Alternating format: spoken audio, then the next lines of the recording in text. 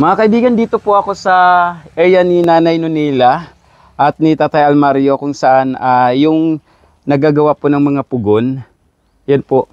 Ang problema po ngayon mga kaibigan, nagulat lang ako dahil yung isang anak ni Nanay Nonila, si Noel. Noel, tama? Ay meron po pala siyang kondisyon ng pagkaputol ng kanyang paa. So hindi ko naman expect na yung ganun pong maabutan ko dahil nag-abot tayo ng tulong doon sa, well actually it's not really a tulong, it's a request ng kaibigan natin na follower na gustong bumili. So dahil medyo kabigatan yung pugon, pinabibigay na lang yung pera. So Noel, ilang taon ka na? Ano po? 40. 40. Pwede mo ikwento mo sa amin, paano ba, ano bang naging condition, paano nangyari at nagkaroon ng pagkaputol yung paa mo? Sa akin po, nasugatan po, tapos ginagamot ko, na ano, okay lang sa akin yung kala ko, okay lang yung sa akin nga gumaling na rin. Hindi pala, bawal di pala ibabad sa tubig. Ngayon, okay. Anong taon nangyari yung pagkaputol? December 6. Ditong ano lang, last year lang? Oo. Okay. Tapos ngayon, dinala ko sa ospital, sa Provincial, patingnan ko. Sabi kuya, bulok na yung paa mo sa lalim. Tapos sabi hindi mo ipaputol yan kuya. Kawawa ka naman, hasta yun sa binti mo. Maputol talaga yan. Umaga pa lang, paputol na, papayag ka na. So paano nagkaroon? Nagkasugat ka lang noon? Kasugat lang sa lalim. Maliit lang sugat, ganito lang. So ibig sabihin diabetes? Oo. Tapos ngayon, nihugasan ko talbos biyabas, nalagaan ko siya, sabay ano. Okay na yun, galing-galing na rin kunti. Sabi ko galing na ito pagkapak ko dito, igib ako, tulong ko sa kanila, igib. Ngayon, ang tulong ko, bukas umaga na ako kalakad, namaga na agad. Tapos umaga, yun, naano ulit pala sa tubig, na salupsop. Ngayon, napubayaan, sabi ko, baka ano lang yun, baka namaga lang, nainuman ko lang gamot. Inom ko gamot, sabi ko ng nanay, parang ibang pakiramdam ko parang kinakain yata yung laman sabi, anong gawin natin yan? Well, sabi ko, dali natin sa ospital. Baka mayari nga Sabi paputol mo yan, mahingi tayo tulong lalagyan ng paa.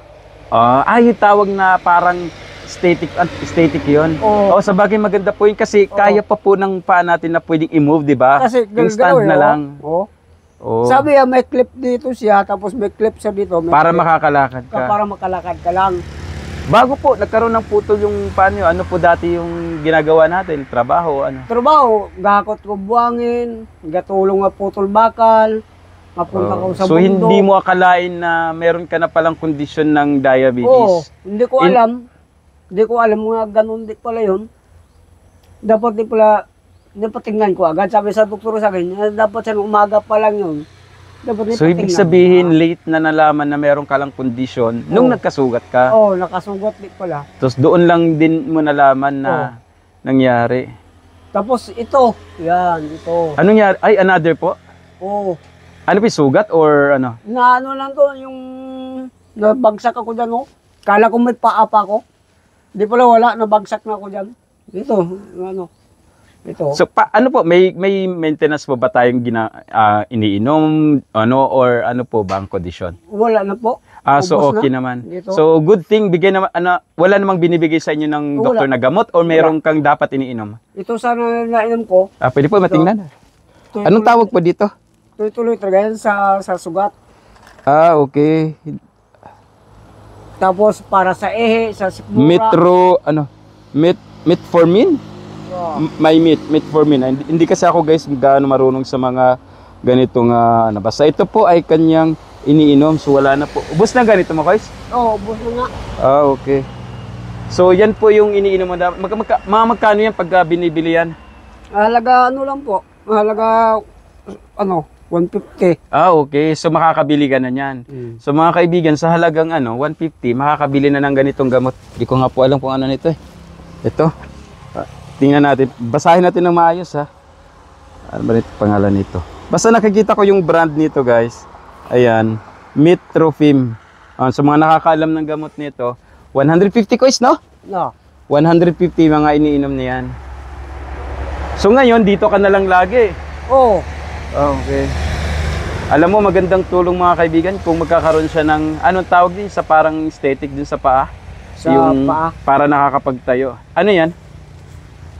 Wala na dito. Ay, yung gamot? Oo. Bukod dun sa gamot, ano pa yung iniinom mo? Yung ano, yung para sa ubo. Okay. Complication din. Oo. May bukod sa pagka-diabetes, may other complication kang binigay sa iyo ng doktor na diagnosing? Oo. Anong ano?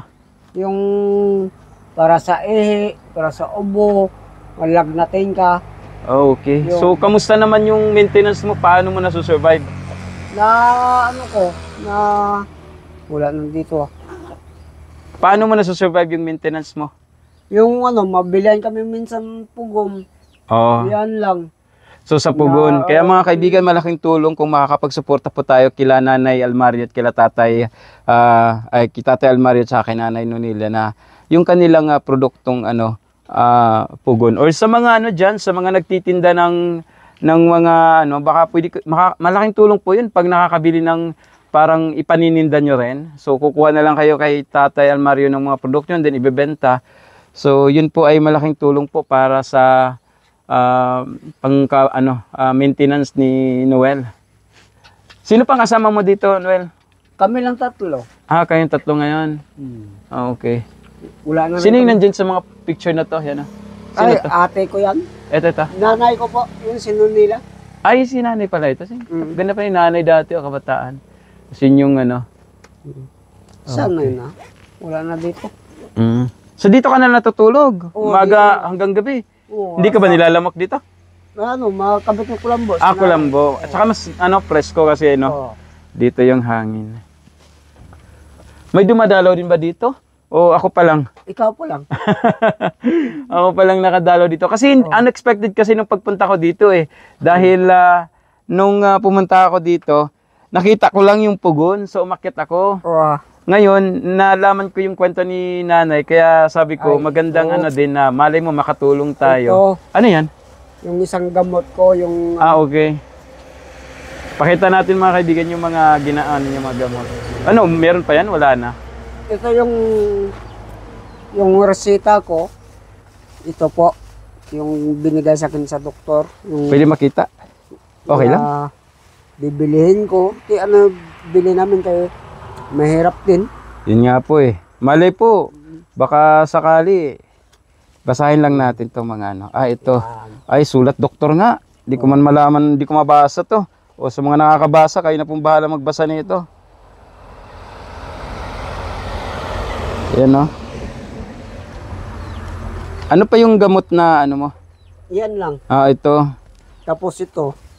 Pero nabili mo na to dati. Magkano yung mga nabili mo na ito magastos? Basta nagastos ko lahat yan. Tapos yun, bali nabili ko yan, bali 600. 600 itong okay. So kailangan mo pa rin tuloy-tuloy ito? Oo.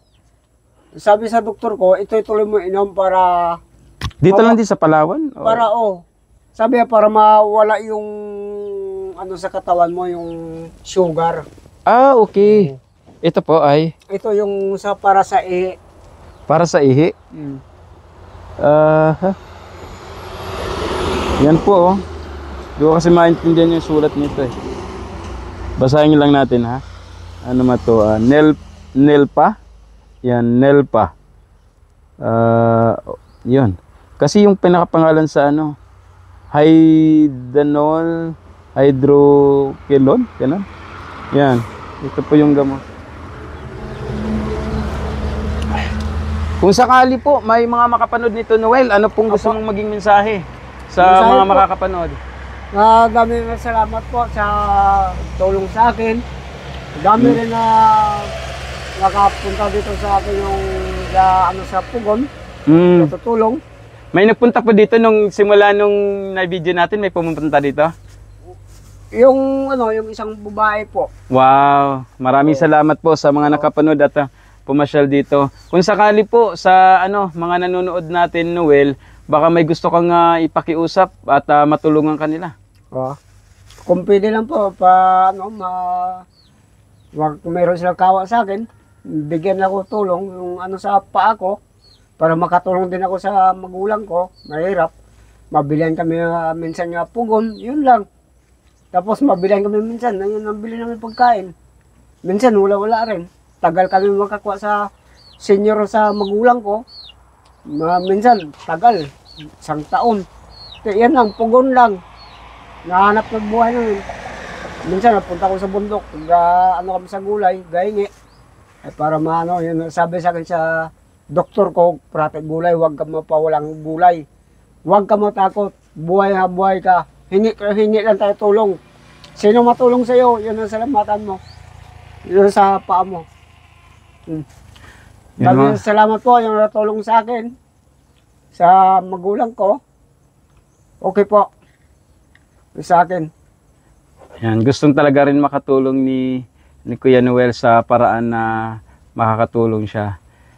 Dahil nakikita naman po natin. At saka, alam mo yung sitwasyon na yung hindi kasanay sa yung kulang yung bahagi ng katawan natin. Tapos paggising mo umaga, kulang na. Tapos yung pagtulong mo sa magulang, nagiging balakid dahil sa kondisyon. Kasi matatanda na. Tulungan ko na lang. Ganito na lang pa ako. Hindi ako katulong. Minsan, gaiyak lang ako. Makita ko sila, mahirap na. Sabi ko, wala talaga. Yun lang sa akin, yung matulong sa akin. Ang dami ng salamat sa tulong sa akin. Sa magulang ko, nasuportar nga tulong nila, bakal, simento, buwangin. Yun lang po, ang dami ng salamat. Yan po. Malaking tulong po kasi yung pugon na paggawaan ni Tatay Almario eh. Kasi yun din naman na nakita ko at nung nakaraan niya, sabi niya, yun din ang malaking ambag talaga nila sa pang-araw-araw. Tama, Noel? Po. Malay po, Noel, magkaroon tayo ng pagkakataon sa mga kaibigan natin na may mabuting kalooban at makita rin yung kanilang pagtulong sa iyo. At tulad niya, nung yung isang kaibigan natin na nag-abot ng tulong ay naibigay din sa inyo. Nakakatuwa kasi kahit papaano ay sa maliit na pamamaraan ay nakakapagbigay tayo ng sa kapwa. Kaya sa mga kaibigan na ito po, ang ating kaibigan si Noel, dito po banda sa Southern Palawan. Ano pang Noel? Anong pala pa to? Anong pang pinakasakop pa ito? Los Biminda? Los Be. Sa Los Biminda, dito sa may Southern Palawan, papuntang Zigzag Road. Ay dito po, sa bandang bahagi ng kanan, makikita niyo po isang maliit na bahay. At merong maliit na tindahan ng yung parang mga nakadisplay na pugon. At ito po ang kanilang location. So, yan, sa mga kaibigan natin, ay ako po naghingi lang sa inyo ng suporta na kung maaari lang naman, ay nasa ating maliit na pamamaraan kung makatulong tayo sa kaibigan nating Noel. Hindi ko kasi expect na maabutan ko si Noel ay may bahagi ng pagkaputol sa kanyang parte ng katawan. At ito nga, naabutan natin dahil nalaman natin na ang kanyang sitwasyon pala ay dahil sa diabetes.